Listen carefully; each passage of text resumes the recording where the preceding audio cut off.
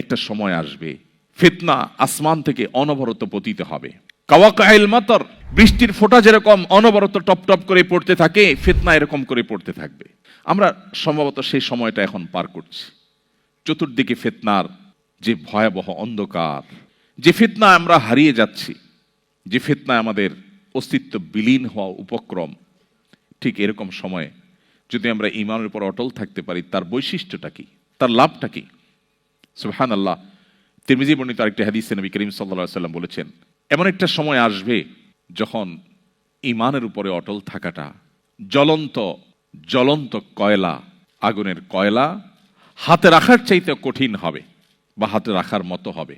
নবীজি বলেছেন, সেই সময় সবর করাটা, ঈমানের উপরে টিকে থাকাটা, সমাজের সবাই একটা স্রোতে দৌড়ায়, তার বিপরীতে দৌড়ানো সহজ বিষয় নয়। কিন্তু এই কাজটা যারা করতে পারবে, নবীজি বলেছেন তাদের কাজটা কষ্টসাধ্য এতটাই যে জ্বলন্ত আগুনের কয়লা হাতে রাখার চাইতেও বা রাখার মতো কষ্টের, কিন্তু এর বিনিময়টা আবার সেরকম ঈর্ষণীয়।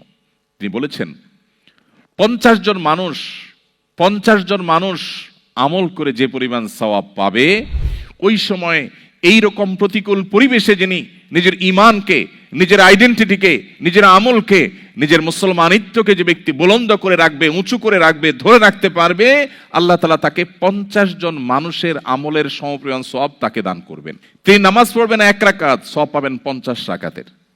তিনি রোজা রাখবেন একটা, সওয়াব পাবেন 50টার। তিনি হজ করবেন একটা, সওয়াব পাবেন 50টার। সাহাবীরা অবাক হয়ে গেলেন নবীজির এই কথা শুনে।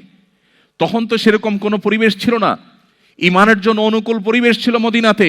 নবী করিম সাল্লাল্লাহু আলাইহি ওয়াসাল্লাম এই কথা শুনে তারা জিজ্ঞাসা করলেন, হে আল্লাহর রাসূল, আপনি যে বলছেন তখনকার মানুষেরা প্রতিকূল পরিবেশে ঈমানের উপরে টিকে থাকতে পারলে একজনে 50 জনের সওয়াব পাবে, সেই 50 জন কি আমাদের 50 জন নাকি তাদের সময়ের 50 জন? নবীজি তখন বলেছেন, আরে না, তাদের সময়ের না, তোমাদের মতো 50 জনের সওয়াব তারা পাবে। আল্লাহু আকবার। সাহাবায়ে কেরামের যে মর্যাদা, সেটা নতুন করে বলার অপেক্ষা রাখে না।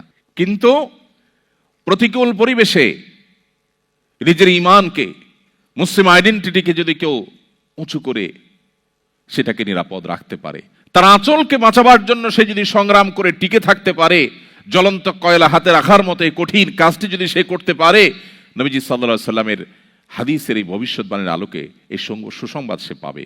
আল্লাহ তাআলা আমাদের সবাইকে শক্তিশালী ঈমানের অধিকারী হওয়ার মধ্য দিয়ে এই প্রতিকূল পরিবেশে আমাদের ঈমানকে, আমাদের আইডেন্টিটিকে, আমাদের ইসলামকে আল্লাহ তাআলা সেফ এবং নিরাপদ রাখার তৌফিক দান করুন।